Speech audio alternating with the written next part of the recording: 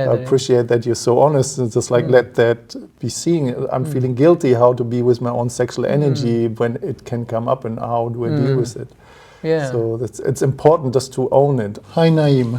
Hi. Thank you for saying yes to this, pretty much the first interview when it comes to sexual dearmoring, and it's kind of the dynamic for the somatic consent and dearmoring arts, bringing sexual dearmoring more into the open. And my name is Matt, and I'm the host of this podcast, and I'm as well a dearmoring practitioner and facilitator. But it's not today about me, it's about you. And I want to have a little conversation how you found your way in and what it does to you, and see how it all unfolds. But first of all, who is Naim? Hi Matt, thank you. My name is Naim Joseph. I have been working in fashion industry for almost 20 years now, and I was finding my way to this self-development practices through ayahuasca, and then I find out, oh my God, it's a lot of new tools. I can see that I can try, and also to expand my understanding of myself. And then also I during this healing process, me and my friend Shahab, we find out that there is something called Dearmouring, and then we come in touch with you guys. How have you heard about that in the first place, or how did it land on your plate, and what was your first impression of dearmoring, or what dearmoring is? Actually, I was like talking to Shahab. Shahab told me that we need to this because we are doing some ceremonies together, like plant medicine ceremonies, and I remember he told me there is a course we can go and also find some tools for healing. It's just when we doing the ceremony, then sometimes we need to get in touch with people physically and like maybe take care of them somehow. And then we didn't knew anything about it, and it was like the armoring was the kind of tool we thought it was that it could help us. So, and then he had seen some videos in YouTube, and I remember we saw Dian tutorial in some dearmoring session, and it felt really very interesting, something I never knew anything about it, and also I was very curious about it. So then we just applied for the Dearmoring Basic. And I didn't have any clue about anything more than that. I mean, this is this is exactly a year ago. The training you came started on 1st April in 24, right? Yeah, no, it was in October, in the one before. So you came to the Chef's training? Yeah, Chef's. All right, okay. Yeah. But then you did 2 times assisting at the training. Yeah. The one in April too, yeah. Stromska, I can't really pronounce. Stromska. Yeah. So what was your first impression? There's 3 kind of teachers, but the first evening, the first ritual. So what was your first impression when you saw what's going on in a dearmoring training? Yeah, I remember we was at your introduction in the beginning, the first day when you went through all the theoretical, and we was like very excited, me and Shahab, when we went out to the break. We talked to each other, like we look in each other and talk to each other. That's really good stuff. That's really, and we was very excited. Then we come back to the first workshop. Then, oh my God! Then I I think that was the moment it landed for me. Oh my God, this is so much deeper than I could ever imagine about it. And after the workshop, we looked at each other, we couldn't say anything. Well, my God, just this workshop was worth the money. So first day we was already satisfied. And then I remember like the workshop after, the day after first circle, we was like looking to each other and we said, that's good stuff, let's go, let's go further. And it was really amazing. It was like blowing my mind how unaware I was about anything, and everything was so huge and deep and so profound that I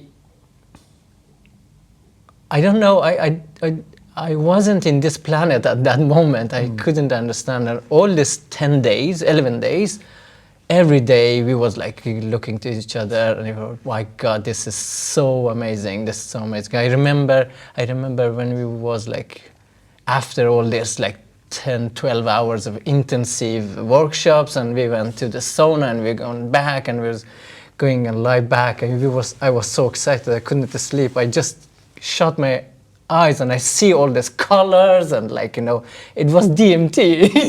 And I felt like, how is this possible? I have just read those in books. Like, you know, you can produce DMT in your mind, in your body. You don't need all this plant medicine. But it was, for me, was the moment of truth to see that, oh my God, this is so profound. And now I feel like, at that moment, I feel like, okay, I think I'm in the right path. Yeah. So that was the first time in your life that you had conscious hands-on sexual dearmoring in proximity with another human being, right? Exactly. I was like, you know, I grew up in Iran in religious society. We never, I remember when I was young, it wasn't allowed to have like t-shirts. So I'm coming from this background that was like, you know, so limited that body is not existing. You're not showing it. Touch, no, never. You never touch somebody else's body. Touching genitals is just like...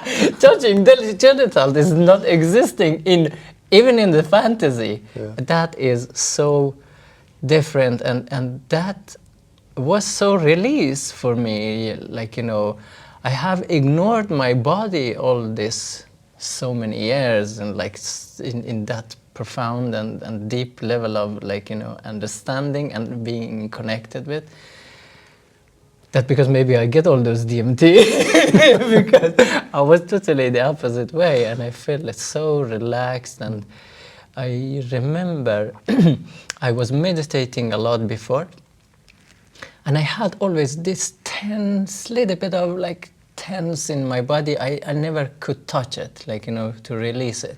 But then I feel like, oh, okay, I got that really, the last part of it in the Dearmoring. And I feel like, yeah, it is something I need to explore more. I mean, we have been building, the three of us, you know, the entire container and how to communicate and how to touch. The entire structure is literally an arc of building it up. Yeah. But then when it came to the first Dearmoring session, I think male was receiving in this case first. Yeah. So it was anal and genital Dearmoring. Yeah. So what was your experience the first time having some? Yeah, I remember like we had some talk, me and Shahab, about that. You know, is about my background. We never, like, you know, we're not talking about that. And I feel like this was like my like milestone of, like, you know, passing, releasing this blockage. And also, you know, as you said, like, you know, the first day, it was like, you know, how you build everything to bring us into that. And that moment I was just had this trust in all of you three, like, you know, just all and your assistants. Then I feel like, okay, I trust these people, and I trust all the people was there, and I just really could totally release and go into receiving. But still, it was like a knife in my body. It was, yeah. I mean, the first time getting something consciously entered into your anus. Yeah. So that was like a strange first experience. Yeah, it was very strange. It feels like a knife, like, but I feel like it was because of my body resisting against it. So yeah, but there's also I remember my body shaked a lot direct after, like, you know, I get a lot of release. So yeah. It was, I mean, we could just talk for hours just about the experience that you had when you have the first time the experience of receiving. But how was, I mean, the entire training is literally for individuals who want to get into Dearmoring, or for practitioners who want to learn Dearmoring in their part.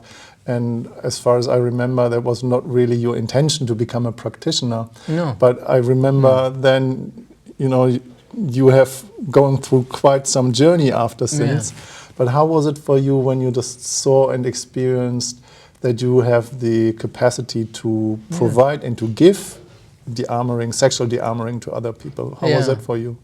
And that was really, because of my profound experience, I feel that it is so much benefit in it.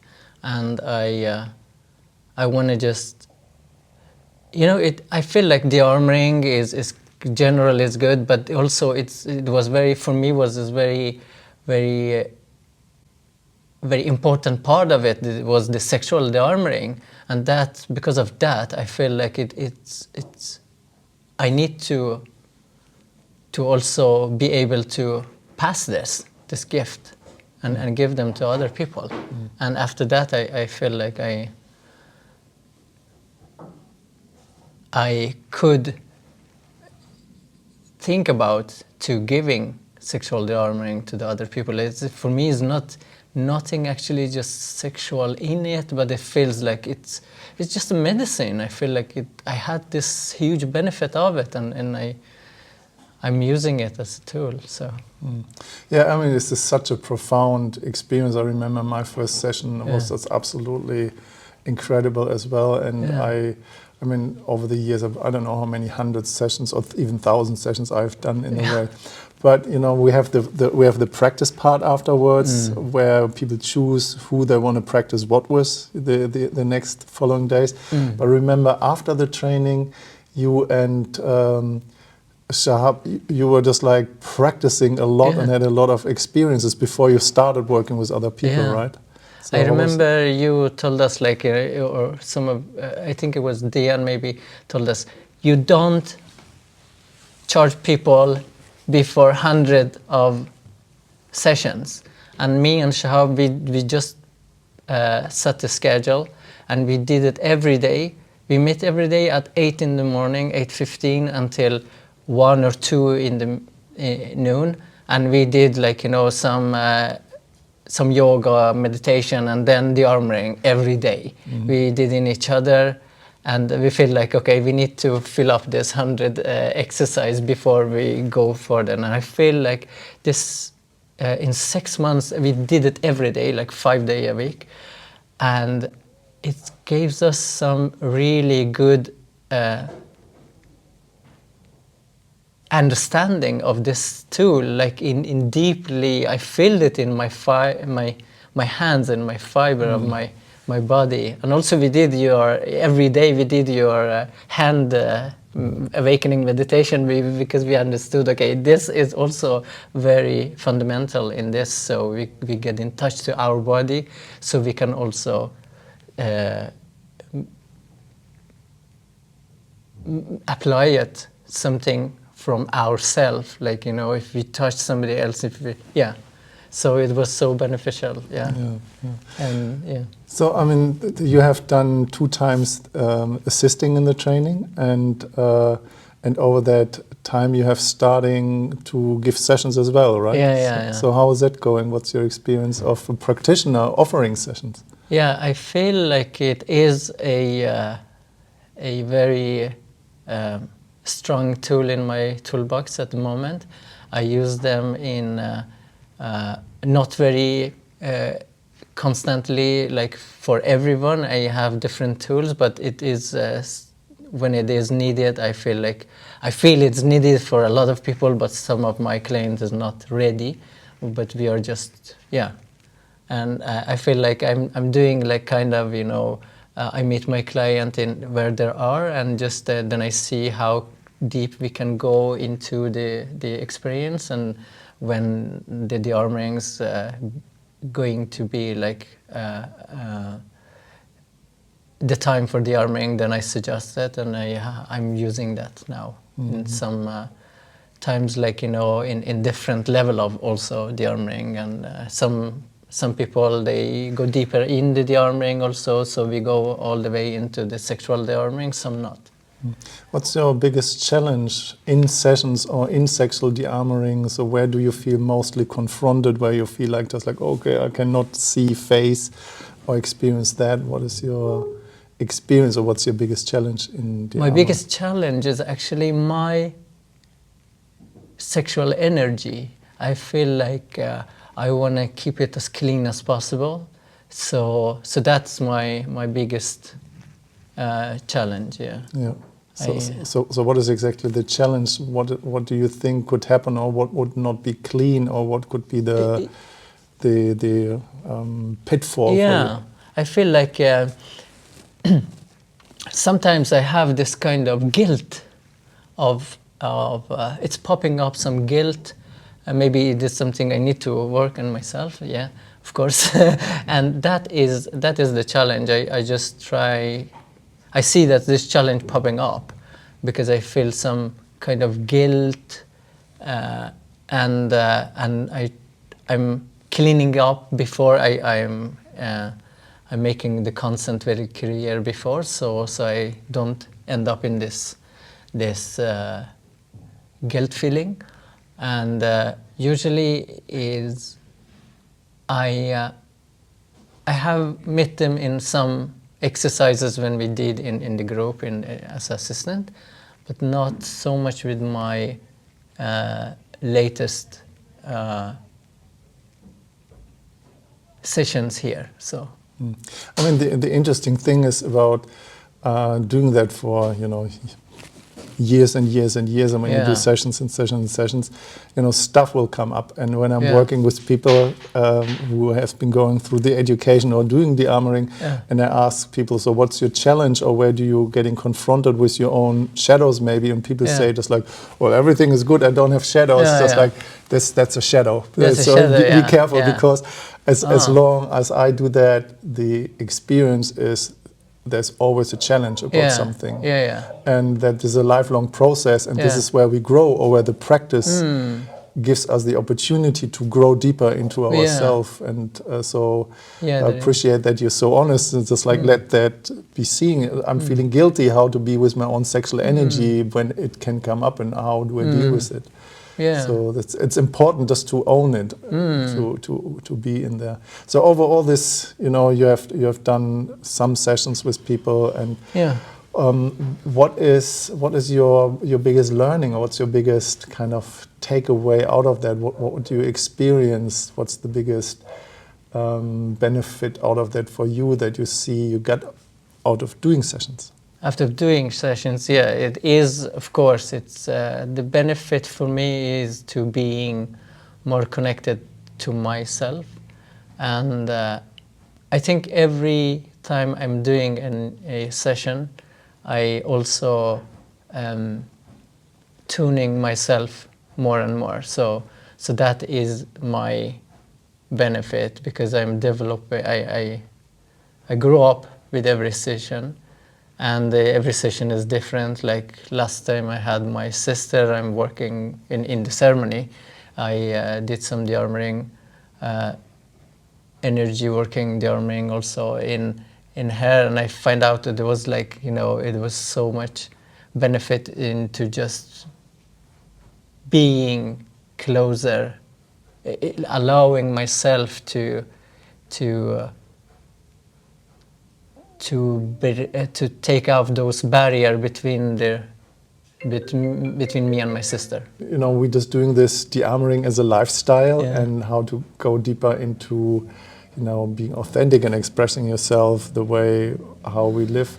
So where would you say you have kind of just like diving deeper into authenticity? Where have you noticed that Dearmoring or sexual Dearmoring has given you another, you know, perception of life or deeper insights into your own reality? Where's your changing path there? I feel like I'm really much more easy in my body. That's good, because I talked to my friend just during the weekend. We talked about, and I was talking to my friend, one of the benefit of all this personal development. I told them, yeah, I can really just take off my clothes here and stay and don't have any shame about it. And that is a freedom. I feel this freedom, I feel it is so amazing for just my being. That is also something, you know, I think it is so beneficial for anyone I'm working with, and I feel like this freedom is the authenticity. I don't need to, you know, my body is like, you know, I feel my body is so, I have so much respect for my body, and also so much, I don't have any shame, so I can being in my body, and all my complexes and my issues about my good looking, and they are like just a little bit disappeared, so I feel so much free from that. Yeah, it's beautiful to hear that. I just remember the kind of first time when I saw you walking in that room, just like, wow, who is this person? Just like very kind of shy and not really, you know, expressing yourself very well. And that what you explain now is just like, wow, there's definitely a shift or a change in a way. And as we said that in the training, you can only guide people as far as you've gotten yourself, and that's what Deanne said. Just like, yeah, you do 100 sessions before you actually start charging for it. But then as well, you see as you develop, the more you experience, the deeper you go, the further you can guide people, right? And there's, you know, no session like another session. No. Every session is new, and you have to deal with what is happening. Yeah. So when you just look through your year and a half of working with people and becoming a practitioner after practicing and coming to the training, what's the aha and the benefit, the key that people take away from working with you? I mean, this is probably easier to ask them, but what do you observe? Exactly. I feel like I just explained my reaction to their feedback, and I get surprised every time. I feel like, oh my God, is this true? Is this something I can do? And that is also built my confidence, and also I get this kind of profound landing into myself that I am in the right path. And that is a very beautiful feedback that I get from people, and it's also give me this energy and inspiration to continue. And I feel like I'm living into it also because of it, that I get this feedback that my doubt is like just getting away. So you are the expert of your life. Yeah, so you are the master of your experience, and you know there's no boss above you. So nobody's telling you how to do that or what to do or what that all is. So you you have been coming there and becoming an autonomous, self-guided being, offering that to the world. So there's no rules that anybody is giving you. So you just come more from an embodied place. My question here is for people who have no idea what that sexual dearmoring is. So what would you tell somebody who has heard that the first time, sexual dearmoring? What is sexual dearmoring? What would you say from your own core, from your own roots, from your own experience? Yeah. For me, is like, what sexual dearmoring was like this barrier, this blockage that pushed me away from my freedom. That is what I can explain, and I feel like this is how I feel I get my power, my freedom, and I can be with ease with myself.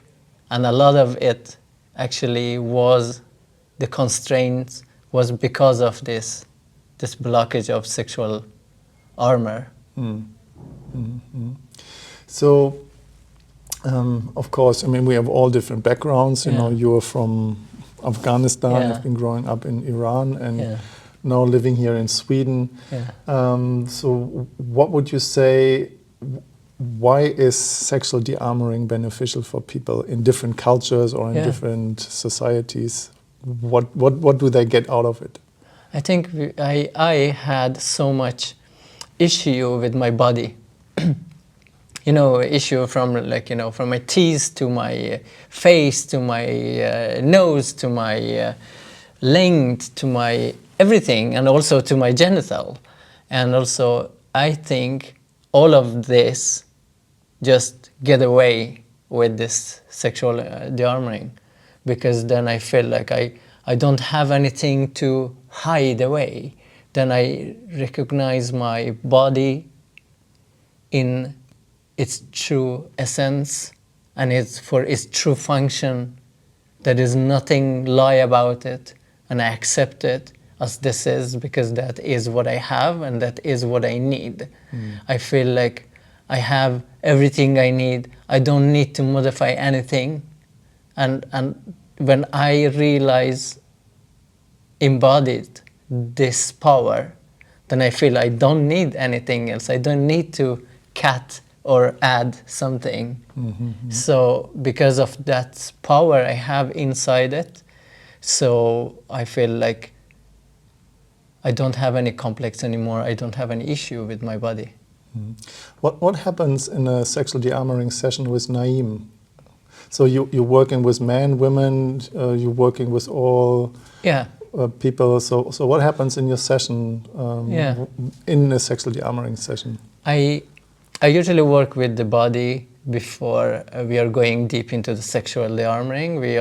I am working to preparing the body, the fascia massage, and also a touch dearmoring through the rest of the body, and then we go to the genital, mostly in the end. Then I have built this kind of trust with the body, and my body is in connection to the client, and then we go to the sexual dearmoring, and we ending the session usually through the dearmoring, and also all the internal dearmoring, and after that we just let the body release, and also being in a safe place and caring, loving space. That is what I'm going to. So when you have a dearmoring session, or when you offer a dearmoring session, what's the time frame? How many sessions people come for? So how much time does people need to spend, and how many sessions do they need if they do sexual dearmoring with you? It's very different. Like I meet all my clients in the place they are.